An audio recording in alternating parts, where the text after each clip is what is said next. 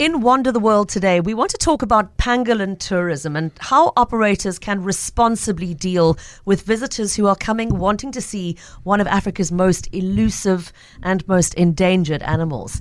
A little bit earlier in September, it was my privilege to chair a pangolin roundtable hosted by Go to Africa, during which various conservation experts and wildlife advocates spoke about the challenge of protecting these magnificent creatures.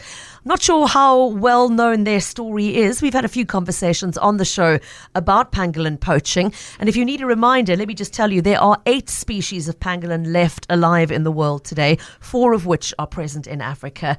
And sadly, they are very often described as the most trafficked mammal on the planet. Efforts to raise awareness of the poaching and trafficking problem have done a great deal to raise awareness of the problem and public outcry. But there's a bit of a double-edged sword here, because in heightening awareness of pangolins and their plight, we've also driven an increase in demand to see them and to have visitor experiences interacting with them. And that's not necessarily always a good thing, particularly if those interactions are not being managed very, very carefully. So I was really encouraged at that event to hear several of the contributors speak about the very active role they are taking in drawing up guidelines to help ensure responsible pangolin tourism and viewing experiences, and to ensure that their guests, if they are lucky enough to see one, know how to behave, know how to interact or keep their distance when it's called for, and not do anything that causes harm to these animals. Even if it is unwitting, it's the last thing we want, that somebody coming wanting to see them, wanting to be part of the solution, unwittingly causes further damage. Now, to talk to us about this, it's a great pleasure to have 2 guests joining us today. With me in studio is Liesel van Zyl, who is the head of positive impact at Go to Africa, who organised that roundtable. And joining us via Zoom is Gareth Thomas, who is an ambassador for the African Pangolin Working Group. And many of you will recognise him from the recent Netflix documentary called Pangolin Kulu's Journey. He's the guy who got to walk the pangolins in the bush, if you need a clarification. To both of you, thank you so much for being here this afternoon. Liesel in studio and Gareth via Zoom. You're very welcome to the show. Thanks for having us. It's a pleasure. And hello again, Gareth. Can you hear us? Thanks so much. Sure, great. I'm going to start, Liesel, if I may, with you, because it's very interesting to me that a group like Go to Africa took the initiative to organise the event in September. Can you tell our audience a little bit about the company and its ethos and what made you want to be part of this concept of hosting a conversation about how we get this right? Sure. Thanks again for having us. We are passionate about African safari travel, and that is really our expertise. But through that, we have realized that we have a platform and we have influence, and we really want to use that for good. We want travel to be a force for good, and not in a high pressure way, but in a way that really, for example, looking at our supply chain and making sure we have a sustainable supply chain. We've just audited that. We're actively engaging with our suppliers, but also using our influence with our thousands of hundreds of thousands of travelers to shine a spotlight on really important topics. And so there are a few things that we do regularly. There's a few things that we experiment with. And thanks to one of my colleagues, Liesel, she co-created this event. And together, just with being inspired with seeing the documentary and knowing that we have this platform, was an opportunity to experiment and see if this is something that we can really share and tell the story to our international audience of travelers. You do tend to have a large number of high-end international travelers who have the disposable income to spend on this kind of travel and can say to you, I want a bespoke trip where I want to see X, Y, and Z. And as I said at the start, that's wonderful that we have people wanting to come to Africa and spend their tourism money here and have these experiences respectfully with our bush. But it's got to be managed so carefully, Liesel, to make sure that they know what they were getting into and how to do that in a responsible way. Do you want to just pick up on the thread? I know you believe very passionately about ensuring that your guests travel informed. How can you elaborate for our audience on what that means? I think in many ways, in the time I've been doing a lot of this research, I've been connecting with global partners across the world. And I think in many ways, the African safari industry is quite advanced because of the fact that we have critical ecosystems alongside vulnerable communities. They've been lots of lodge partners and operators and safari companies that have really paved the way for this, that sets a beautiful example for the rest of the world. For us, how we want to be a force for good and we want our guests to travel informed is depending on where you're at in the journey. Some of our guests will come to us and say, we really want to have a particular experience. We want to have an authentic community interaction, or we want to give back to this particular. We recently had guests that were going to Namibia and they wanted each of their children to visit an age-appropriate kind of school or education environment that they could give back to after. So there are many different requests. Others just want to have a good safari and they want to see great animals. And I think for us, the stance we've taken is to make sure that the partners that we collaborate with, in other words, the lodges, the NGOs we have, are all ensuring that their footprint on the ground is minimum and their impact is maximum. So the selection process around our partnerships is what we believe is critical. And that's then kind of flows into the advice that we give our guests. Okay. Now, let's bring Gareth in at this point, because Gareth is the person in this conversation today who has worked most closely with pangolins themselves and has worked in the space of looking after pangolins that have been rescued from traffickers. And Gareth, it's wonderful to have the chance to chat to you again. Thanks for joining the conversation today. Can you maybe just start by briefly explaining to our listeners why pangolins are being poached and what it is that is making them so highly sought after by poachers? Thanks, Pippa. Hi, Liesel. Nice to hear your voice again. So locally, pangolins are used in traditional practices. The main driver of the trade is the international Asian market for traditional medicine. So very similar to rhino horn, the very same sort of syndicate around that. And that's obviously over in Asia. The Asian species have been poached to near extinction. And what that has done is it's expanded the trade, and it's seen the trade now land on African soil. Right, so they've literally used up what is available on their doorstep and are now coming here looking for particularly the scales. And it's such a difficult one to enumerate and to count accurately, because pangolins are such elusive creatures. We don't really have a good sense of how many of them are out there or were out there to start with. Gareth, what we do have to go on is unfortunately tonnage of scales that have been intercepted and number of animals that have been rescued, whether too soon or whether soon enough or too late is another part of the conversation. But really what is being recovered from poachers and syndicates that have been cracked is our kind of best indicator of the extent of the problem, isn't it? Yeah, that's right. And if you look over the last few years, I mean, we're talking about tons and tons of scales that have been intercepted at a lot of them at the Nigerian borders and out of Central Africa and that sort of side. And that equates into thousands and thousands and thousands of animals. As you say, I mean, we don't know how many we had, and we don't know how many we have left. And so, it's a funny thing to think about every single pangolin that we do manage to pull out of the illegal trade. There is the thought that this could be the last one. Yeah. We don't actually know that. And like you said, they are impossible to find. They are little escaped magicians. And yeah, so I mean, in terms of doing some sort of census on them, for all intents and purposes, that's impossible. We will almost certainly never be able to actually get a figure and say for sure, right, there's so many left. Like I heard a very scary fact the other day that there's 120 Asian leopards left. We will never know that with pangolin.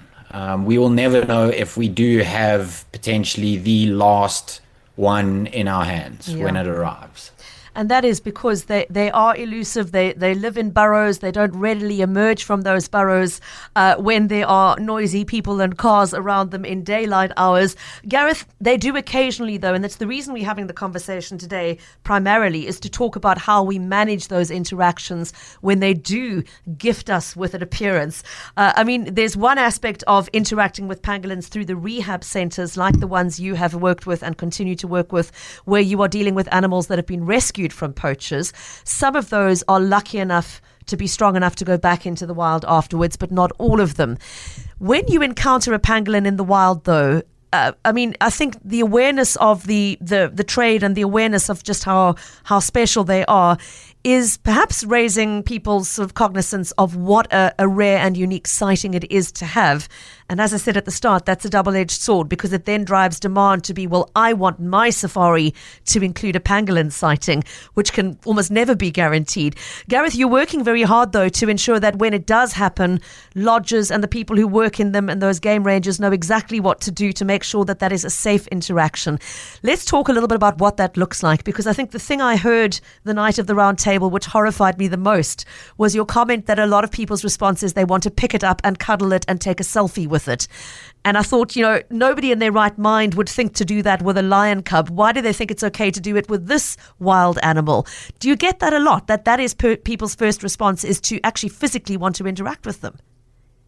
100%. So it is something that's surprising, because like you say, you wouldn't expect to go and want to cuddle a lion. I don't know, some people might. But I think it's predominantly because the only defense a pangolin has is to roll up in a ball. And, that's a very effective response against lions, hyena, leopard, and everything like that. But unfortunately, against a human, it's no defense at all. And I think it's quite similar to, I think people handle tortoises as well. People see a tortoise in the wild and they think it's okay to just go and pick this poor little animal up. I don't think being defenseless, warrants sort of any sort of interaction like that. And I think any sort of, any wild animal should be treated as a wild animal. And a pangolin especially, because they are so easily stressed. They are incredibly sensitive little beings. They are emotionally sensitive, mentally sensitive, but also very physically sensitive. So as you said, they do spend most of their time curled up in a very well-regulated, temperature-regulated burrow. Pangolins are not great at moderating their body temperature.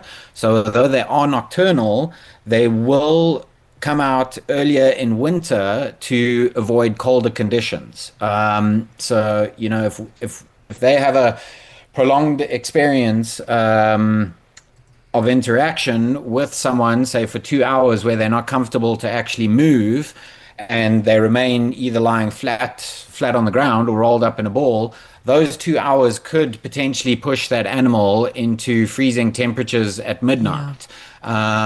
It's either going to make a mad dash for the first burrow it can find and not feed, which has obvious negative effects, or alternatively, it's going to try and still get in that foraging time and be in freezing cold conditions where it's going to be shivering a lot. That's going to use a lot of energy. And the sort of ripple effect of that is that over a period of time, it's just not going to be able to take in enough sustenance, which could have dire effects on it. So, we think a very sort of innocent interaction, could be quite consequential for the animal itself. As you say, even if it's entirely innocent and with the best of intentions from somebody who genuinely wishes pangolins well, the potential is that you actually have a very negative impact on them. So, Gareth, how do we manage this in the bushveld setting? You spoke about drawing up guidelines to distribute to travel operators to make sure they're aware of the kind of information you've just shared with us. What sort of other guidance are you giving them about how to safely experience, if you are lucky enough to have that magical moment of seeing a pangolin during a game drive? What else are you suggesting? So there are a number of things to consider when seeing it. I mean, a pangolin gives very, very obvious stress signals. So if a pangolin's walking around, it's foraging, it's moving in sort of zigzag patterns, and its nose is very active along the ground, and it's looking for ants and everything, that's not a stressed animal. If a pangolin's lying flat on the ground and not moving, that's a stressed animal. If a pangolin's rolled up in a ball, that is a very, very stressed animal. And our advice is to move away from that animal as quickly as possible and give it as much space as possible. So, I think an important thing is to say that a lot of this is innocent. And there seems to be a bit of a knowledge gap. And I don't think people are, especially guides, are going out there with the intention, of course, to cause any harm to the animal.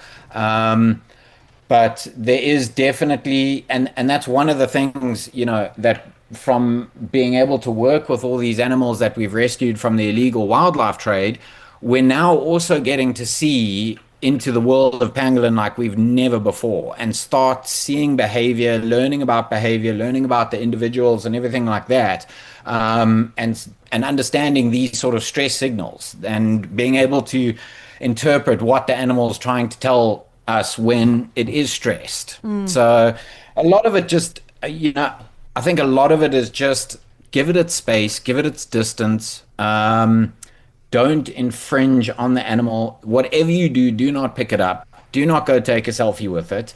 And just respect the animal as you would any other animal. Absolutely important info. Thank you.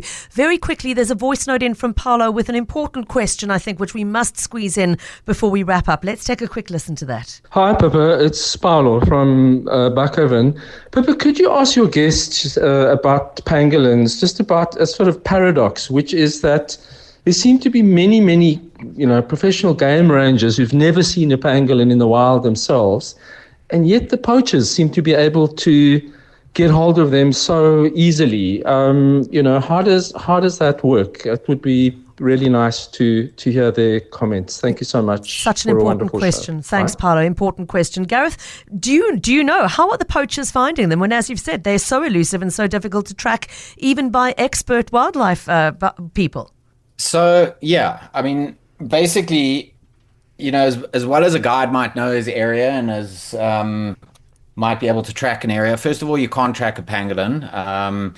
They are practically impossible to track. In the rural areas, you've got, guys out there herding their sheep, herding their cows, and those herds boys and the rural people know those areas more intimately than any guide will ever know their reserve that they're working on. Those guys know every single burrow.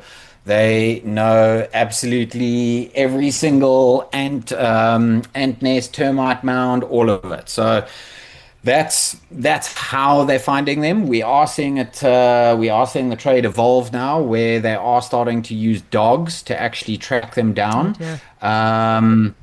And yeah, I mean, it's very much a sort of a time thing. I think as well, if you gave any really good guide 6 months to go find a pangolin, there's a very good chance that he would come close or find one. Okay.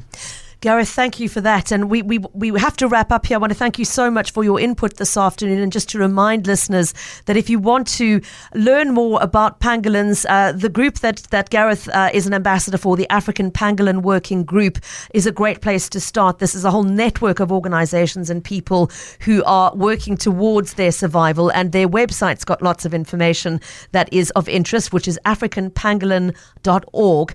And then I want to circle back to our second guest today, who's been listening so patiently, and I know wants to just briefly respond to what Gareth said there. Liesel van Zyl of Go to Africa. Thanks for waiting so patiently. Back to you. Thanks. I could listen to this all day. Thanks, Pippa, Gareth. And I just the last thing that Gareth said around the scales and just some of the, so as much as that's kind of increased, but the poaching, the anti-poaching units, which we've seen, some of the more advanced ones, have started to train their dogs to actually pick up scales, pick up the scent of scales and lion bone and rhino horn, etc., which is amazing. So it's really great to know that as the kind of poachers' tactics advance, so the anti-poaching tactics are also advancing. Great. But ultimately, it's education, right? And as Gareth says, I think for us too, it's just, even for me in this process, I've learned so much, and I look back on some of my experiences and think, gosh, that could have been handled differently by some of the guides. And we look forward to Gareth to working together to facilitate kind of this education across the industry too. It's so important, and I love the teamwork that we are seeing happening in this space of people who are all passionate about the same thing, making sure that we save the pangolin species that are left, pulling together, pooling resource, helping one another with developing guidelines to make sure that when they are interacting with them in the wild, it's done in a responsible manner. So thank you so much to everybody involved in that chain. Our thanks to Gareth Thomas, ambassador for the African Pangolin Working Group. And if you have not seen the movie he features in, Pangolin Kulu's Journey, it is still available to watch on Netflix, and I highly recommend that you give it a look. It is just the most beautiful story of how these animals can be saved. Liesel van Zyl, Head of Positive Impact at Go To Africa, thank you for the effort to be ambassadors for positive impact on behalf of this species. And a great pleasure to have you with us today as well. Thanks so much, Pippa. And you can visit their website on go2africa.com. It's the digit 2, go2africa.com.